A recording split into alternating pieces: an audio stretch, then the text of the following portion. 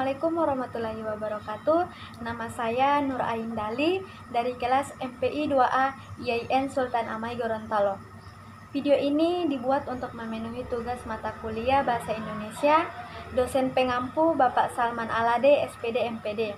Di sini kami mendapatkan tugas untuk meresensi buku dengan judul apa saja. Nah, saya mengambil buku yang berjudul Cahaya Surga di Matanya.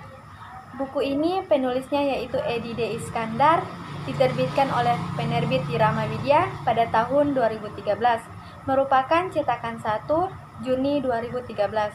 Jumlah halaman buku ini 204 halaman dengan ukuran 12,5 x 19,5 cm. Novel Edi D. Iskandar dengan tebal 204 halaman ini bernuansa dakwah tanpa menggurui.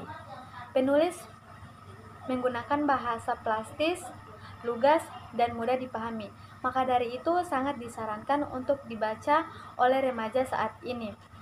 Karena buku ini sangat menginspirasi dan memotivasi hidup kita untuk lebih baik ke depannya. Buku ini juga dapat membuka pemikiran kita bahwa rencana Allah itu pasti indah pada waktunya. Edi D. Iskandar ini merupakan seorang penulis dan sutradara. Ia lahir di Ciwidey, Bandung, Jawa Barat pada tanggal 11 Mei 1951. Ia lahir dari keluarga yang gemar membaca, maka tak heran pula jika kita mengenal Edi D. Iskandar ini sebagai seorang penulis dan sutradara.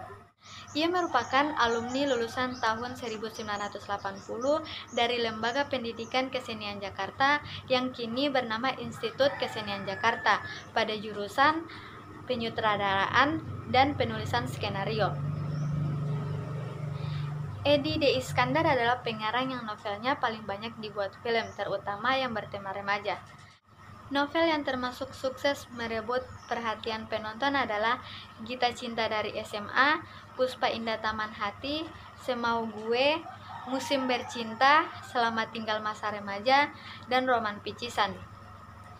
Selain novel, Edi juga suka menulis buku mengenal perfilman nasional, Bandung Tonggak Sejarah Film Indonesia, Dari Pendopo ke UNESCO, Kado dari Tanah Suci, dan kumpulan puisi Bagimu Indonesiaku. Novel ini menceritakan tentang seorang gadis cantik yang bernama Iis, mahasiswi Fakultas Sastra Indonesia.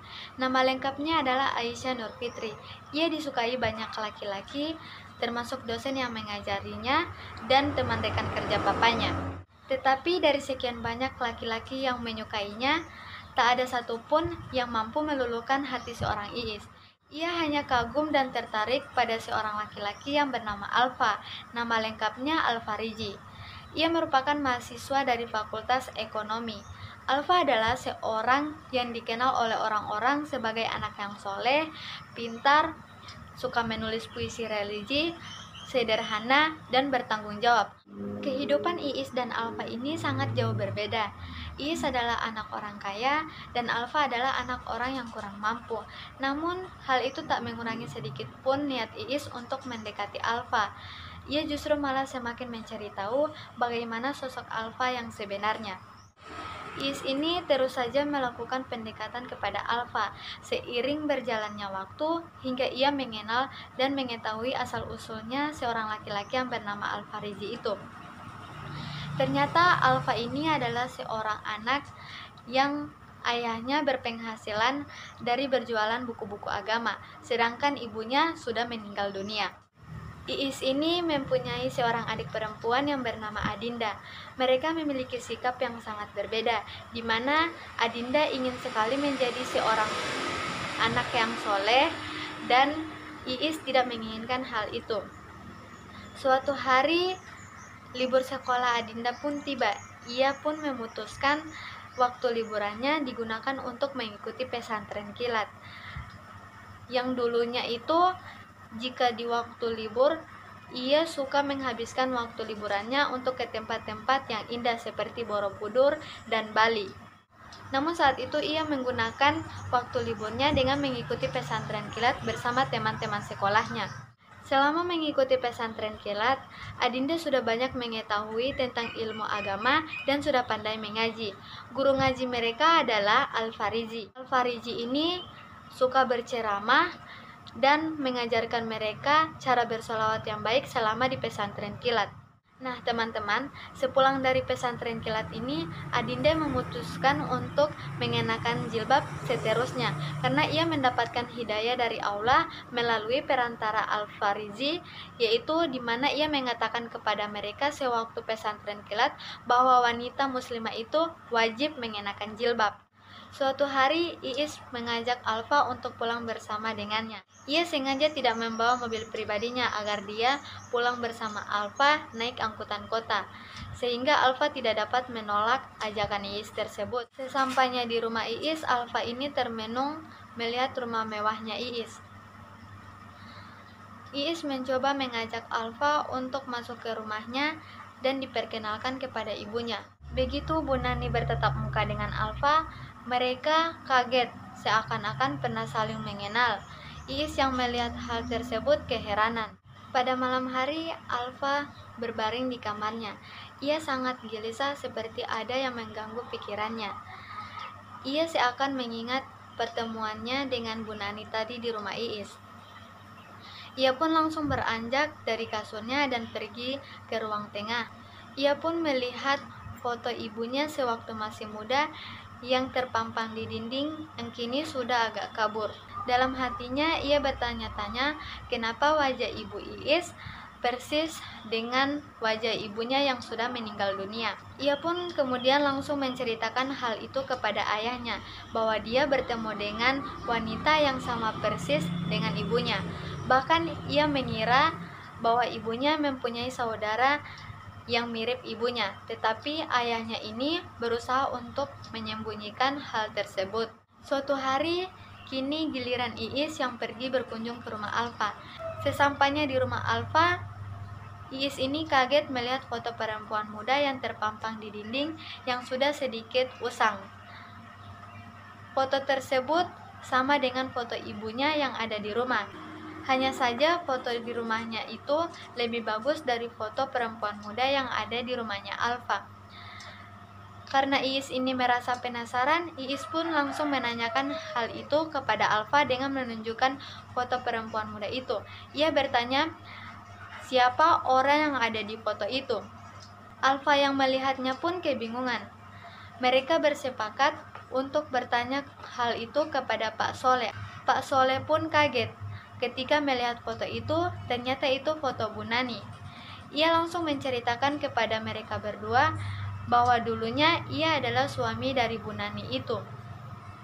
Ia telah dikaruniai 2 orang anak laki-laki dan perempuan. Tetapi setelah dikaruniai 2 orang anak ini, Bu Nani berpaling kepada laki-laki lain. Jadi ternyata teman-teman, Iis dan Alfa itu adalah saudara kandung yang terpisahkan. Setelah mendengar hal itu, Iis tidak menyangka bahwa selama ini laki-laki yang ia sukai adalah saudara kandungnya sendiri, yaitu kakak kandungnya. Dan ketika Alfa mengetahui hal itu, ia langsung memeluk Iis. Namun di sini Alfa merasa kecewa terhadap ayahnya yang selama ini membohonginya. Ayahnya ini selalu bilang kepada Alfa bahwa adik kandungnya dan ibu kandungnya sudah meninggal dunia. Ayahnya pun mencoba menjelaskan kepadanya, seandainya ayahnya ini mengatakan kepada Alfa bahwa ibunya dan adiknya masih hidup, pasti dia akan terus ingat dan berusaha untuk mencarinya, dan ayahnya pun tidak ingin mengganggu konsentrasi kuliahnya. Nah, sepulang dari rumah Alfa, Iis langsung ditanyakan mengenai foto ibunya yang terpampang di dinding telah hilang. Dia pun langsung mengakui bahwa foto tersebut ada pada dirinya. Ia pun menjelaskan kepada ibunya bahwa dengan foto itu Allah telah memberikan jalan terang yang tidak terlintas dari dugaannya. Kalau saja ia tidak memperkenalkan Alfa dengan ibunya, mungkin saja ia tidak mengetahui siapa dia sebenarnya. Nah, setelah Iis menceritakan kepada ibunya, ibunya ini sangat merasa bersalah dan selama ini ia mengakui bahwa ia sangat berdosa akan perbuatannya yang dulu yang pernah ia lakukan terhadap Alfa dan ayahnya Alfa. Nah, kemudian Bu Nani ini meminta Iis untuk mempertemukan ibunya dengan Pak Soleh dan Alfa untuk meminta maaf akan perbuatan yang telah dilakukan pada masa lalunya. Bu Nani dan Iis pun pergi menemui Alfa dan Pak Soleh. Namun Alfa dan Pak Soleh tidak ada di rumahnya. Kemudian Iis dan ibunya pergi ke bukit, di mana bukit tersebut pernah dikunjungi Alfa dan Iis. Sedan yang dikendarai Iis berhenti di parkiran kawasan bukit tersebut. Bu Nani dan Iis pun menghampirinya. Tentu saja Alfa kebingungan dan terkejut melihat kedatangan Bu Nani dan Iis. Bu Nani pun langsung memeluk dan meminta maaf atas apa yang telah diperbuat Bu Nani terhadap Alfa. Namun Alfa ini terdiam. Wajahnya menggambarkan ekspresi sedih, haru, marah, kesal, dan kecewa. Tiba-tiba Alfa pun melepaskan pelukan dari Bu Nani dan ia beranjak pergi meninggalkan Bu Nani dan Iis. Alfa ini terus saja berjalan hingga meninggalkan Iis dan Bu Nani yang ada di atas bukit. Namun, Iis berusaha berlari untuk menghadang langkah Alfa. Alfa pun terdiam, sehingga Iis langsung menatapnya dan mengatakan, "Aku selalu membaca puisimu tentang seorang ibu. Aku selalu bangga padamu, sebab kamu menempatkan seorang ibu sebagai salah satu kunci jalan ke surga. Bahkan terus terang saja, aku seakan melihat surga di matamu. Lalu mengapa kamu sekarang malah campakkan ibumu sendiri? Mengapa kamu tidak memaafkannya?" Alfa menatap Iis dengan tajam. Ia pun langsung menjawab perkataan Iis tersebut bahwa dia sudah memaafkan ibunya sebelum ibunya meminta maaf kepada Alfa. Suatu hari, Iis pun memutuskan untuk mengenakan jilbab. Ia pun mengingat puisi yang dibuat Alfa untuk dia pribadi. Perihal Alfa menginginkannya untuk memakai kerudung. Ia tak menyangka semua itu terjadi begitu saja. Ia ingat sebuah firman Allah dalam surat Ar-Rahman, "Maka nikmat Tuhan yang manakah yang hendak kalian dustakan?" Dan Iis pun langsung berseru dalam hati, "Subhanallah, Alhamdulillah, Allahu Akbar. Aku bersyukur padamu ya Allah, aku seakan melihat cahaya surga di matanya, di mata adikku dan kakakku." Itulah isi dari buku ini. Tentunya dalam novel itu pasti terdapat kekurangan dan kelebihan. Nah, kelebihan buku ini, penulis menggunakan bahasa yang plastis, lugas, dan mudah dicerna, sehingga membuat para pembaca dengan mudah memahaminya.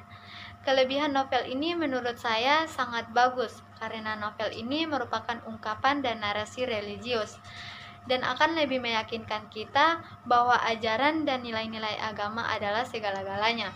Dan sesungguhnya nikmat Allah itu ada. Allah pun selalu menyiapkan rencana yang indah untuk kita.